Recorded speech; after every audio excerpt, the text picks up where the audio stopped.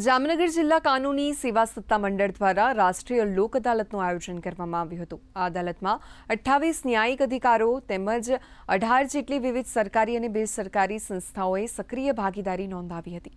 લોક અદાલતમાં વિવિધ પ્રકારના કુલ 1587 કેસોનું પરસ્પર સમજૂતી દ્વારા સુખદ નિરાકરણ લાવવામાં આવ્યું હતું। આ સમાધાન પ્રક્રિયા દ્વારા અંદાજે ₹316 કરોડની રકમનું સેટલમેન્ટ કરવામાં આવ્યું હતું।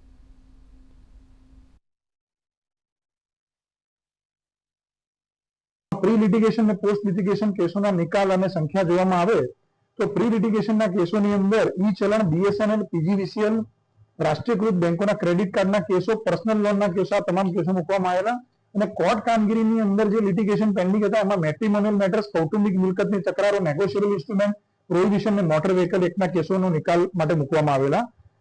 જે નિકાલ જોવામાં આવે લોક અદાલતનો તો તેમાં ટોટલ 6854 કેસોનો નિકાલ કરવામાં આવ્યો છે અને 16,78,17,754 ના એવોર્ડ સેટલ થયા છે લોક અદાલતમાં। લોક અદાલતની અંદર સ્થાનિક જામનગરની જનતાએ એ સાથે advocate Shri, mediators, judicial officer, staff, court staff એ તમામનો ઉત્સાહભેર ભાગ લીધેલો છે।